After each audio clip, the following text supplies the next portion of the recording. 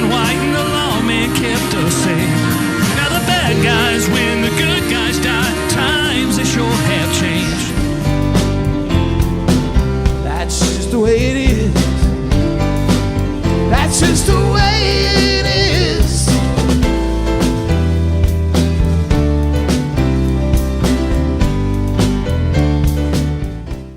Hello and welcome to another episode of 12-Tone Warrior, number 11, and this one will be about gear, particularly, well, not just keyboard gear. I'm going to get a little into guitars too, but it's kind of about musical instruments and other gear that is either used or new that you would be looking for to get into a band, or just a general discussion about this, even if you have your own gear. I have a lot on my mind about new and used keyboards, new and used guitars, and what that used to be like sort of back in the day, which really kind of means when rock got started, when people wanted to first get into like garage bands and things like that, that eventually led to people doing cover bands at local venues and stuff. So in other words, what's the experience like for people like me, you know, people who are weekend warrior musicians or do it as a hobby or do it kind of semi-pro and make some money at it. And I would kind of put myself in that category. So looking for and having the right gear and the gear you want at the right price can often be a challenge. So I want to have, but this is more like a curiosity or a relaxed discussion, more than this is a pricing guide for you. Now, I'm not going to do that. It's not a pricing guide or anything like that. It's just a reflection on the kind of instruments that were available to us both back in the day and over the decades and then up to the present day for people like me, keyboard players or guitarists. I don't know too much about drums and bass. I think bass is more linked to guitar because of like Fender is a popular brand for bass players, so that's more linked to guitar. I don't really have much to offer on information about drums and what those prices and availability were like comparatively, but I can talk about keyboards and guitar. So let's get into this. Let's have this discussion. So the first thing I want to say opening up as a keyboard player in a local covers and also a country band is that for keyboard players anyway, the time to have the best gear you can get that sounds good at a good price that you can afford has probably not been better than it is today, or at the very least over the last, say, 20 years or so. Because back in the day, quote unquote, let's take a typical year like 1965 when there was a lot of upstart garage bands in America, largely because of the Beatles and the Stones phenomenon. But also, there was always a rock and roll scene happening in America. It just went dominant. It went sort of, not dominant. It went, what's it called when a volcano, whatever, not active, whatever that term is. And then it kind of came back. So during the age of the British invasion, a lot of American guitarists and wannabe guitarists were looking for guitars. And back then, a new Fender or Gibson guitar, it was quite a lot of money. It was kind of out of the range of just anyone wanting to get into this as a hobby. You probably had to be a musician, and this was the trade. Having a good guitar like a Gibson or a Fender back in the 50s or 60s usually meant that was your trade. These are tools of the trade more than hobby items. Now there were There were, of course, discount models of guitars and basses. Like you could get a Sears Silvertone or something like that, or an Epiphone. These were knockoffs that you could even get back then. And so a lot of people ended up buying those. Like they would get a Sears Silvertone guitar and amp and go join their, friend in their garage band trying to, do, playing some Beatles and Stones and Doors tunes or whatever. So, so back then it was pretty much, if anyone was walking around with a 54 Fender Strat in good condition, and we weren't even at the age when people understood what the right years for the best guitars were. It was just that if you had something like that, you had to have been somebody to afford something like that. Now, for keyboard players, of course, I think we should have a little talk first about keyboard players and their role in rock music, because going all the way back to the beginning of rock and roll, like one would think keyboards are always like an add-on or something like that, but that's not the case. It was a principal instrument at the very birth of rock and roll, if you go back and include Little Richard and Fats Domino, and of course Jerry Lee Lewis. These were all pianists, rock and roll pianists, and they were kind of around just slightly prior to or around the same time that Elvis arrived and Chuck Berry arrived. So when Chuck Berry and Elvis arrived, and here's the guitar. Here you could have an electric guitar, not in the case of Elvis so much, but in the case of Chuck Berry, it became kind of about not just his singing, but his, wailing on the guitar and doing the duck walk across the stage. The guitar it was this portable instrument. You strap it on and you rock and roll with it. So it was the appropriate instrument for this kind of music. And it went on to be that all the way through the 60s and onward. So for keyboards, when they were being used in bands, like in the 60s, it was probably because somebody who knew how to play keyboards and had a Farfisa organ or a Vox Continental organ or some such, whatever was available for musicians at that time, they would have one. They would start up a band. So like the Animals, their Alan Price, their keyboard player, that he just happened to be a keyboard player. It was his band or whatever, or he was a co-leader in that band. Same thing with Ray Manzarek, the Doors. It wasn't because the band were looking for a keyboard player. That was just his instrument. So, but a lot of times a band would want a keyboard player. So I'm thinking of, in a case of someone like me wanting to join a band, your choices for instruments and their prices back then were pretty dismal. Of course, you weren't going to be carting around anything like a piano, not even an upright or a spinet. It was just too much hassle. Same thing with something like a Hammond organ. It's just kind of out of the question for someone wanting to do local gigs. So, and the Hammond organ wasn't even in style in rock yet. We're going to get to that. But at this stage, like say 65 or so, yeah, you might be able to afford a Vox Continental, tongue twister.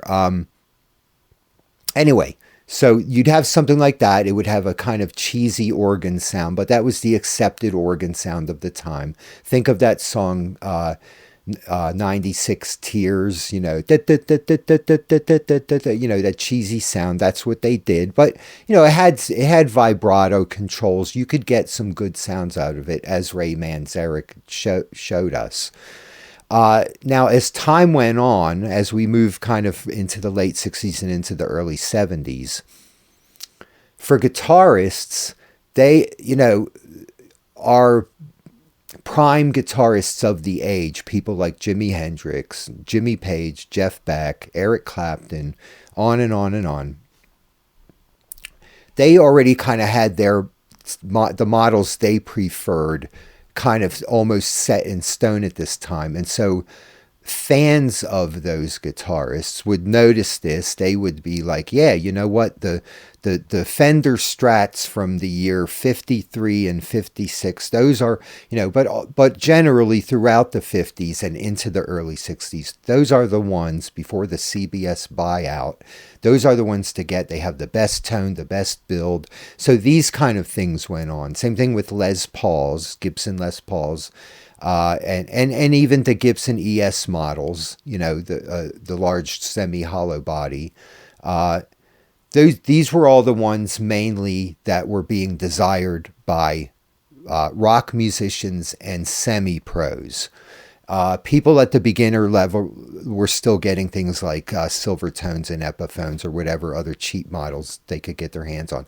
Not that you can't make it work with something like that, but if you wanted a serious pro guitar, at this point, because it was being claimed that models were not as good, especially for Fender after the buyout.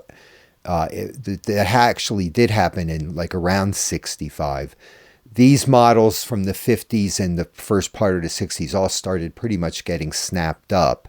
And then the availability for a good guitar, again, to the average Joe or Jane wanting to pick one up and form a band, it was still kind of, hit and miss. Now, there were other brands. There was excuse me, the Rickenbackers. So Rickenbacker was a fairly well-known guitar brand, and so was Gretsch. So it wasn't all just down to Fender or Gibson, but still those were the ones most in demand. So it was still a little hit and miss there for guitarists. Still in the early 70s, you had to be a Ritchie Blackmore or, Eddie Van Halen, or you had to be someone of note if you had a good guitar, a well-branded, not a knockoff, but one of the true, like Fenders or Gibsons from the 50s and early 60s. For keyboard players, things started picking up a little with the introduction of keyboards like the Mellotron and especially the Moog synthesizer. Now, the Mellotron was still the Mellotron, which started to be used by bands like the Moody Blues and King Crimson, and other bands wanted to start getting their hands on that stuff. Those were still big lumbering beasts that were very expensive. So in a way, the Mellotron didn't really solve much for local musicians. That was sort of like a thing that the pros, Rick Wakeman would have one, for instance. And, but for people, semi-pros and beginners, people wanting to buy keyboards, at least the Moog synthesizer, even though it was still pricey at the time that it came out for the average person, at least that and other synthesizers like the ARP Odyssey that was even cheaper than the Moog.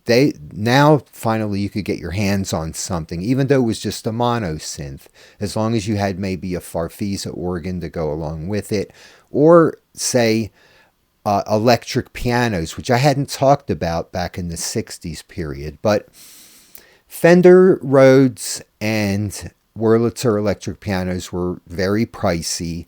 So a lot of times what people ended up going with was a popularly known electric piano at the time called the RMI, Rocky Mount Instruments in North Carolina. They made the RMI, and even the pros used the RMI, and it wasn't exactly cheap, but it wasn't an electromechanical. It didn't get its sound like the Rhodes and the Wurlitzer did by a mechanical movement that then had pickups. What it did was it just got its sound like a transistorized organ did, just by the use of transistor sound, and it didn't. As a result, it just didn't sound very good. It certainly didn't sound anything like an electric piano, or like a proper piano, or a good electric piano.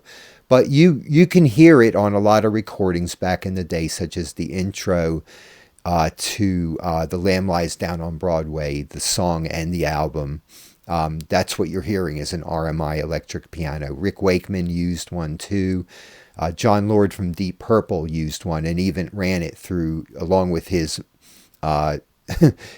Hammond organ, into a Marshall stack for ultimate distortion and saturation and overdrive. But anyway, so if you could have a quasi decent setup back in the day with something affordable, such as not really real affordable, but not at the level that the pros and semi-pros could get. You could get, say, have a Farfisa organ or a Vox Continental organ. You could have an ARP Odyssey, or even something like the ARP Axe, which was even cheaper than the Odyssey. It was a one oscillator monosynth.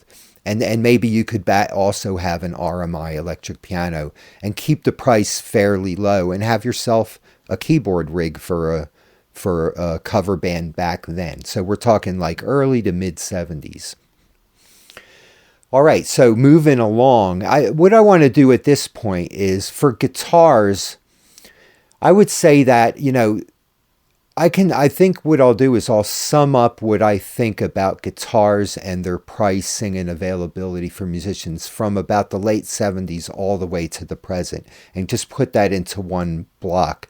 Because what happened basically with guitars were that there were enough both Japanese knockoffs that were happening in the 80s that were knockoffs of the Fenders. And then there was the Squier series. And I'm not sure if those were, I think the Fender Squier series was a project by Fender itself. But then those started to be made in China, first in Japan and then in China.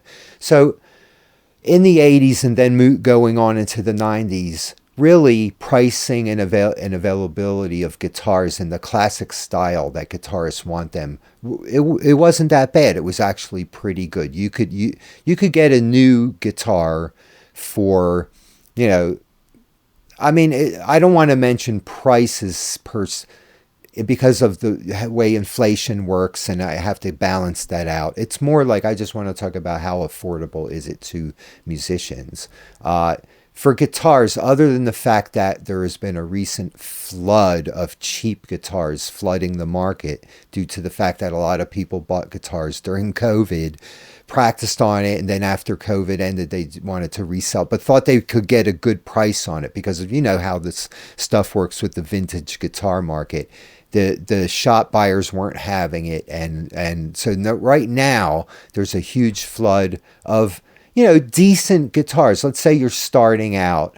You could get yourself either a used or a new decent Fender knockoff for, say, under $600. And that's almost unheard of back in the 80s and 90s even. So I'd say, used and new, other than the flood of guitars that are currently choking the market, you have to be careful of the really cheap knockoffs, is pretty good. It's pretty good. You need a guitar, you're going to get one, and you're going to get one that sounds good, will hold up. You have to be, if you're serious about your art and what you do, then you want a good guitar or a good bass, right? So, but the idea that you have to have at this stage of the game, I just got to get an exact 1953 Fender. I mean, come on, that you don't. There's enough guitars in the world that you don't have to actually go to those kind of extremes. But collectors, again, they'll have items like that. And it's always nice to be able to fondle one or play it, and etc. Now, for keyboard players, a whole revolution started happening in the late 70s and especially into the 80s. Like basically the period of like 78 through 86 or 87, there was a gigantic revolution in keyboards. And it all kind of started in a way with the Yamaha DX7, which was the first truly portable, completely digital synthesizer. It's the precursor to the what we call the, even though it wasn't black, it was like dark brown or something, it was the precursor to all keyboards that are the black wedge that sits on a stand along with like one or two other keyboards. The days of the wedge keyboard slab sitting on a stand, that had now arrived, because now you didn't have to lug around. Well, we're going to talk about what I missed a little bit. There was a polysynth revolution that was starting to happen in the late 70s with the sequential Prophet 5. Now, instead of just a monophonic synthesizer, you could have a 5-voice polyphonic synthesizer. And then there were competing brands with that, Oberheim. And at this point, Moog's star started to wane a little bit, especially with the introduction of the Yamaha CS80 polyphonic synthesizer, which I mentioned in a previous episode when I was talking about the UK album, UK's first album, where Eddie Jobson uses that, and it also became the synthesizer of Vangelis, the one he used to create all those soundscapes and soundtracks. So with new polyphonic synthesizers happening, now these were still pricey. Most of these polyphonics it was still the pros that could afford them. As a keyboard player in the late 70s, you were still kind of stuck with your setup from that I talked about before, where you have like maybe a mono synth. Now there were more mono synths available to you at this time. More people getting into the game. There was a company called Cat that put out a Cat monophonic synthesizer. There was the Italian Davoli synthesizer. There were, Roland and Korg were getting into the market with monophonic synths, and then eventually polyphonics in the very late and into the early 80s. So with these new polyphonics, again, keyboard players are kind of still stuck with their Fender Rhodes and their monophonic synth for the time being, and Farfisa and Vox Continental organs. Little side note, with the advent of punk, the Vox Continental took on a new popularity, especially with bands like Elvis Costello. It became a new kind of popular new wave keyboard. What happens in 1983 is that Yamaha eventually comes out with an all-digital algorithmic synthesizer called the DX7, which doesn't work on the same principles of sound creation that an analog synthesizer does. I'm not going to explain and go into it. There's plenty of resources online for you to go and find out what made that such a revolutionary and different keyboard. Suffice it to say, everyone from just jazz keyboard players wanting a good Rhodes sound, which it was very popular for that sound, and then all the way to people using it for soundscapes like Brian Eno, and even it could kind of emulate organ, kind of half decent, but it could do it. And then it could create all these other sound textures, horns and strings and all this, and all kinds of synthesized sounds. So all in the size of what it is, like looks like nothing more than my Kurzweil, the size and shape of a modern day synthesizer. So that revolutionized everything, and it came in at a price that, pretty much if you were at the beginner or semi-pro level and you were serious about it, you could afford one. Because the street price of one in 1985, I think, was like about $1,700. So at that time, I could only afford a $1,000 synth. If I just had another grand, I could get a DX7 along with a stand and some peripherals. Excuse me, hiccups again. Anyway, so the DX7, revolutionized everything for keyboard players. And so now there was also a plethora of new portable synthesizers coming out from Korg and Roland. And this synth technology eventually matured into the type of keyboard instrument that we keyboard players call the rompler. And what the rompler is that when the first came the sampler, and along with these portable synthesizers that were popular in the early to mid 80s, the sampler came out. The first really affordable one was the Ensoniq Mirage, but there were some very expensive synthesizers and special samplers that came out very early, or even late 70s into the early 80s, like the Fairlight CMI and the Synclavier. So when all of this sampling technology started to, become more miniaturized and put into a smaller keyboard, no more than the size of a regular synthesizer at this point, now keyboard players could afford a sampler, and the Mirage became popular.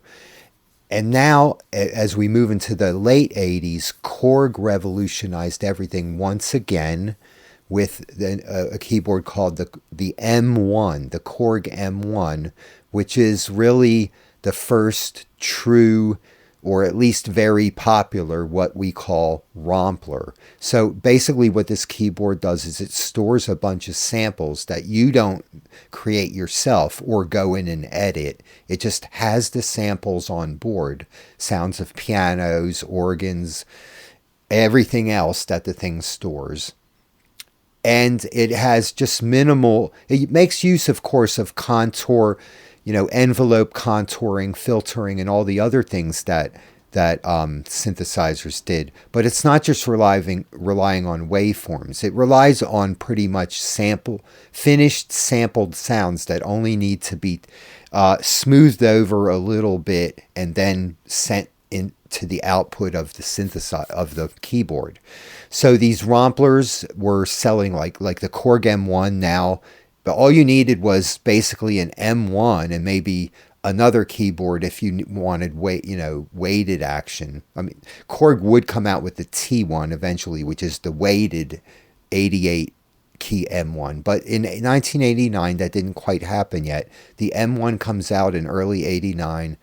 And then everyone just started getting an M1 because you could get decent pianos, organs, everything else just within this one board, and all the samples are built in, and there you go. And really, that is the precursor, or the dinosaur legend, whatever you call that,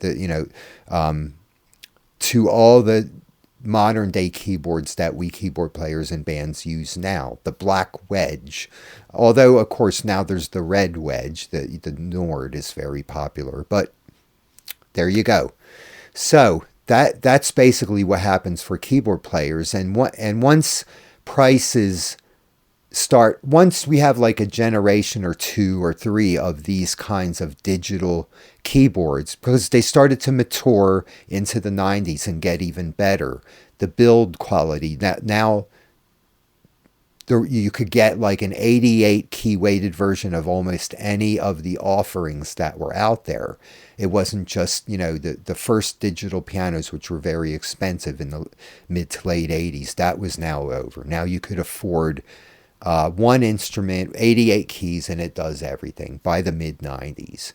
And as you get another generation or two or three of those, so for instance with Yamaha, they go from, now they come out with the Motif in the early aughts, and then they supplant that with the Montage later on, about like 15, 20 years later.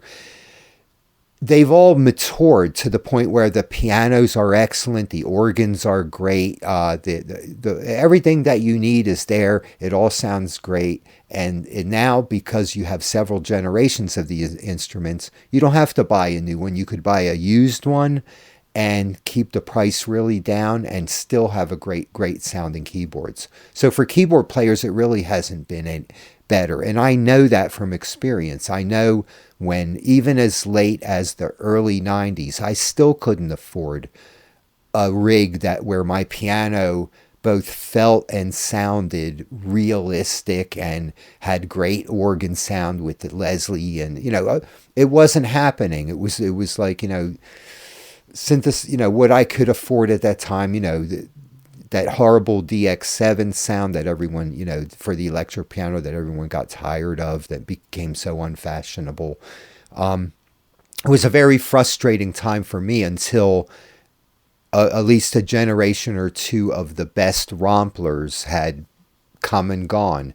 Now you could pick up, a keyboard player can basically pick up, as far as price wise goes, I mean, look at it this way. In the 70s, to get great piano and organ sound, you needed an actual piano. So let's say a baby grand on stage, along with a Hammond organ on stage, and a Fender Rhodes. So you have 3 weighty instruments just to get those 3 sounds. And your price is going to be, with a grand, you knock the piano out, because a lot of people back then couldn't even do that unless the venue provided one. What a lot of keyboard players did was just gigged with their electric pianos and organs.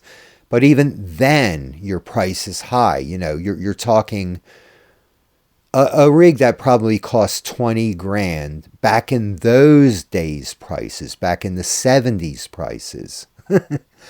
And now you're talking about having a rig where you can have for, like, say, 2 grand, a 2 keyboard, good quality, good flagship model quality brand keyboards, and go out and gig them, and then you can carry them around. You don't need a road crew.